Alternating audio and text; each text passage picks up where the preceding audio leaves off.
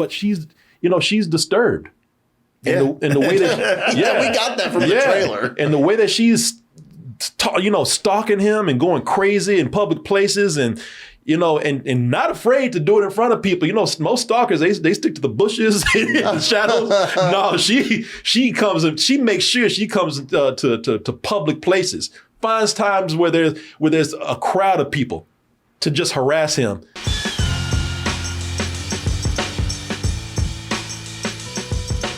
Hey everyone, Double Toasted live in Los Angeles is right around the corner.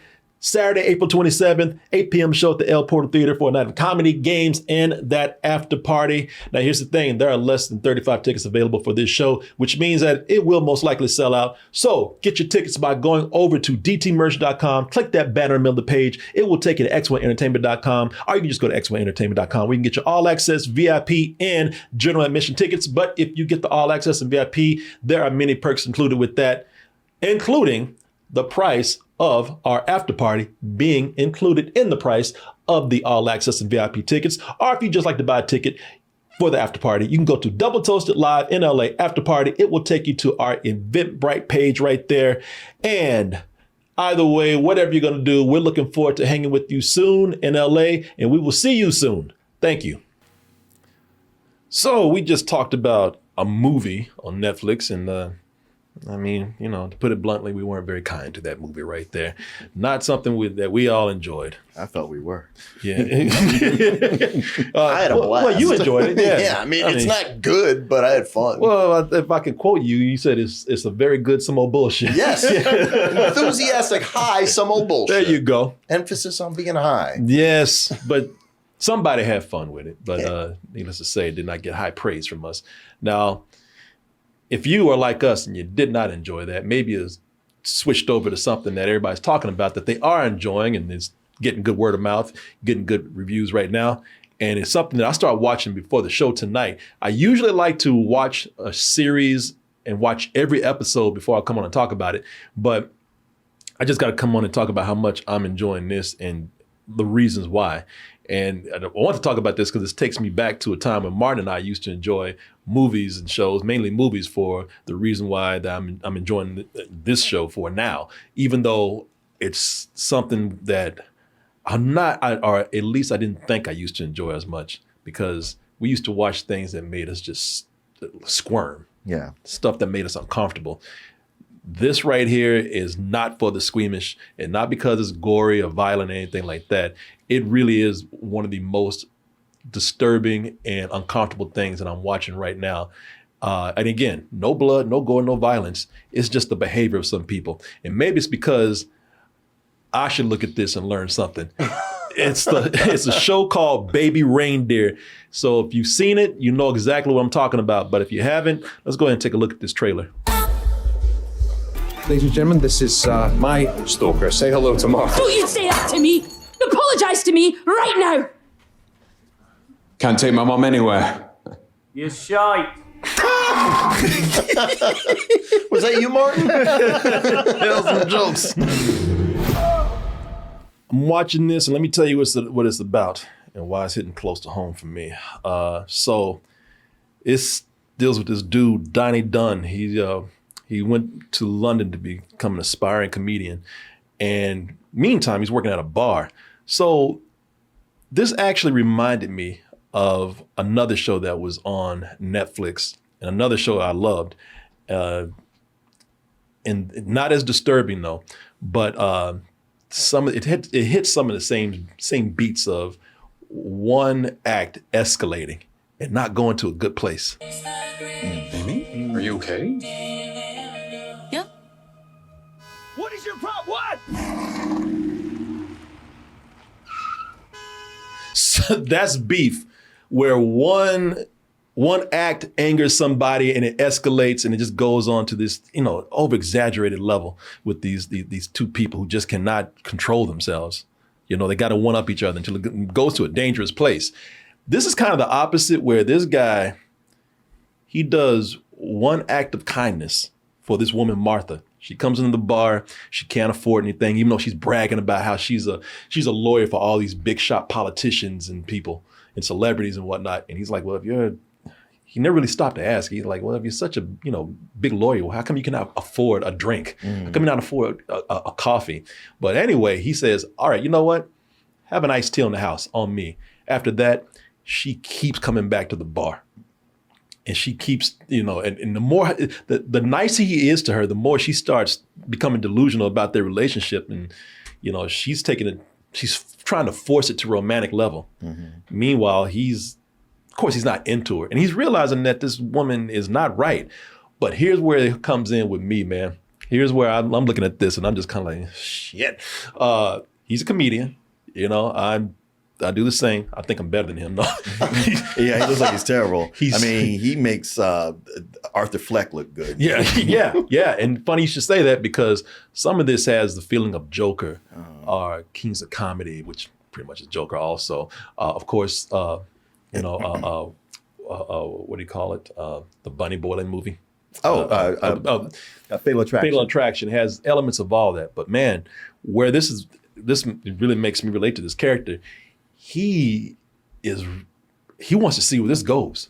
Okay, that's you. Yeah. Like anybody else would be like, you know what? I got to figure out how to end this or ban her from coming in here. I can see this. She's not well. It's not going to a good place. I'm always the kind of person like, man, because I'm always talking to crazy people. Yeah. I'm always talking to people. And, you always like, man, can we talk to these people? Like, well, I want to see where it goes, man. This is a case of that shit backfiring. And there was a point where he could have backed off and he didn't and crossed the line where she had him. I ain't gonna say what happens, but she has him. He's he's the one that's making it uncomfortable now. And if she actually was to say some of these things that he's doing, she's got his ass. So yeah, man. But she's disturbed. In the way that We got that from the trailer. And the way that she's stalking him and going crazy in public places and and not afraid to do it in front of people.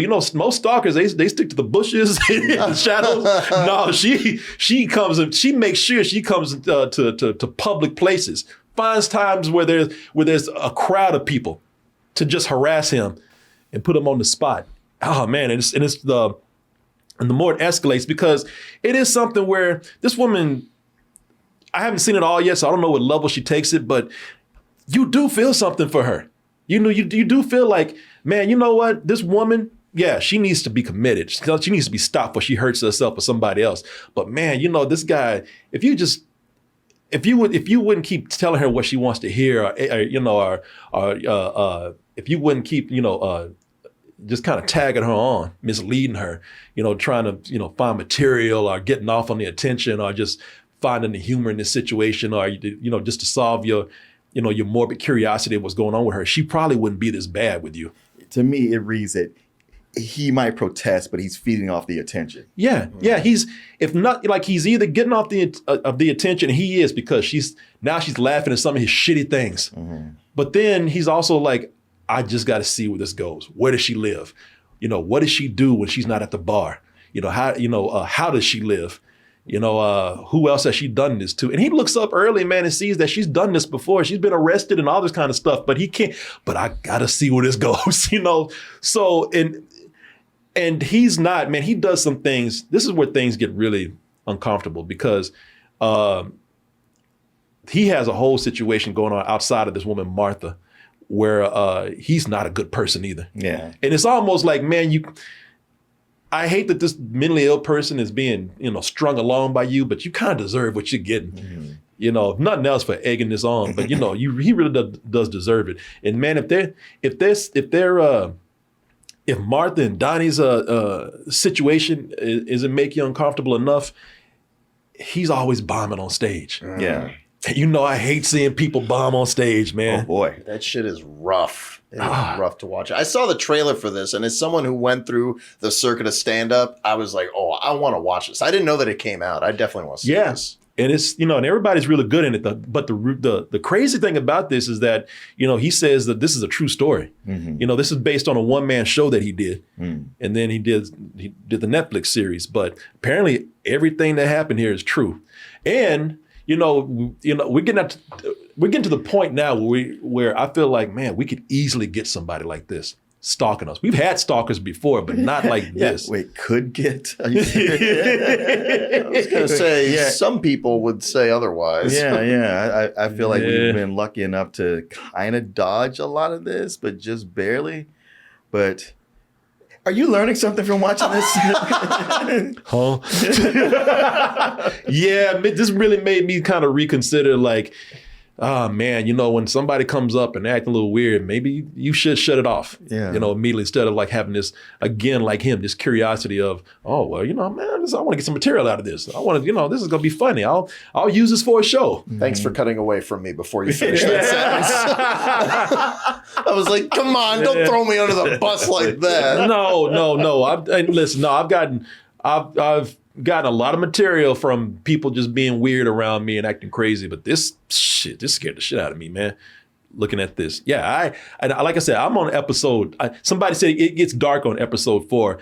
It does, man. Like it really is the most uncomfortable thing I'm watching right now, and it still manages to be funny in some parts. Yeah, but it's dark. How many episodes and how long are they? That's the great thing. The longest episode, I think, is like 48 minutes. Okay. The rest of them are like 24, 30 minutes. Oh, beautiful. Around that 35 I'll watch minutes. this whole thing, man. I am constantly looking for a 30-minute or less show. Yeah. Those are the best. This last episode was like 48 minutes, and man, and I can see why, because that episode boiled to a point where it got violent. It got to the point where, and I got 3 more episodes to go now, so I don't know what's going to happen. But it didn't get violent, like I say, like a Fatal Attraction kind of way, anything like that. It felt like it felt real. It felt like somebody who's mentally ill, and you did strain them along to the point where they, you got them to that dangerous point. You should have cut this off a long time ago, and now this person has snapped. And that kind of violence felt real. It felt if somebody just going, losing it in public and attacking someone. And I was just like, holy shit, man. I like I said, maybe it's because it's hitting closer to me, but this is making me laugh. It's entertaining me, but it's scaring the shit out of me, man. I'm watching this with sweaty palms every time I put it on. And let me just say, it's great because of the actors that we have here. Richard Gadd is the one that plays Donnie Dunn. He's the one who said that this is based on his story. But the woman who plays Martha, let me find her. Yeah, the woman who plays Martha, man, she's incredible in this. She delivers she's delivering a performance where I feel like, I forget that, and this is not documentary style. This is not something that they are mockumentary style. This is edited. It feels like a narrative show, but she is so good that I think that she really is mentally ill sometimes. I know she's not, but it feels, she's Jessica Gunning. She does such a great job. I'm like, did they get a crazy person to play this role? Are they just, are they poking her to the point where she's just losing her shit? Yeah, because she has so much to do, man. She has to start out kind of subtle, and then she has to boil over to being like, this person that, who's been, their mental illness is making them snap. And it's another thing too, when you have somebody who they're giving a performance that is that scary, but you still have this shred of sympathy for him. Yeah. Because really, I'm still looking at him. I'm like, man, you're just being an asshole with this woman. You really could cut this off at any time. Yeah.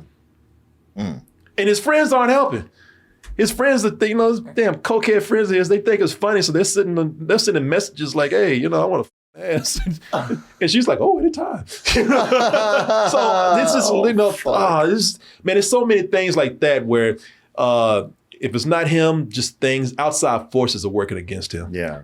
I'm not even listen. I'm telling you one thing. Some of you are going to be like, "Oh, you're spoiling this." Nah, man. There's so much more to see here. And like I said, I have 3 more episodes. So, I haven't even seen everything yet. All I know is that it's one of those shows like with Beef or any other good show. This is like, I'm supposed to go see some friends tonight at a cocktail bar. And I'm this close to telling him, nah, man, I want to stay home and watch these crazy ass people. It's brilliant, man. It's such an intriguing story. And knowing that it's that is true, maybe that's something that's kind of pulling me in also, you know, because he said he didn't change a whole lot here. He says, well, all of it's true. So yeah, I implore y'all to watch this. Okay. You'd love it. Okay. You'd love it. And you'd love it too. I know, but I just know you say you don't like these kind of things. Martin and I used to get off on this stuff, man. We used to love watching things that made us squirm and made us uncomfortable. I kind of outgrown that just a little bit, but this is so good. Yeah. You're going to love it, man. It's going to make you want to be all squirmy again, Martin. Oh, yeah. This is brilliant. This is brilliant. Right on. Yeah. Yeah, some people say I'm kind of scared. Yeah, be scared.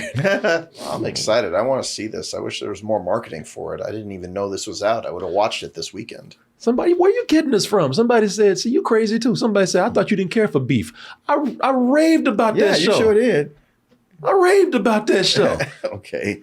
Somebody's just making up facts. You trying to start shit. You trying to start some beef. I couldn't stop recommending this show to anybody, man. Yeah, this in Good Times. I couldn't stop telling people about the show. No. Good Times, I hated. This show right here, beef in this. You know, hey, if you want to do like I guess you can't do a double feature, but I would say if you haven't seen either one of these, start with beef, and then roll into Baby Reindeer. And because that Baby Reindeer is way darker. Is that right? Beef. Oh yeah. They play a lot of this stuff up for laughs in this, and they get over exaggerated.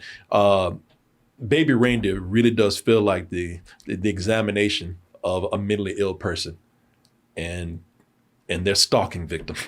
Yeah, it feels a little too real, man. Yeah, get yourself some beef and then work up to venison. It kind of looks like a smarter and better version of The Fanatic is what it's making me think of. Yeah. You know, any kind of movie where you had a disturbed person stalking somebody, it has little hints of that. But yeah, The Fanatic is a good one. That the John Travolta movie. The Fred Durst I'm movie. sorry. Yeah. You know what? Actually, Julian, I think you hit it perfect. This is a much better version of The Fanatic. Yeah, and that's a fun movie in its own right, but this looks much more compelling. Yeah, it looks legit. Yeah, you know, all those movies are exaggerated to some movie or comedic level or cartoonish level or, you know, like I just say, you know, fictionalized Hollywood level. This one, yeah, this feels disturbingly real. You know, I'm sorry. You guys talking about The Fanatic made me think of why have John Travolta dressed as a British Bobby? That just made no sense. But I'm sorry. I get sidetracked because he's sometimes. crazy, Martin. That's why he'll make no money doing that. Hello. He's out there walking around all bent over, just like a cop, Bobby cop. Hello, doing that bad British accent. Well, you made it to the end of the video. That must mean you really like what we do. So if you do, check out these other videos just like this one, check out our other YouTube channels, and subscribe to join our wonderful Toasty community. And as always, stay toasty.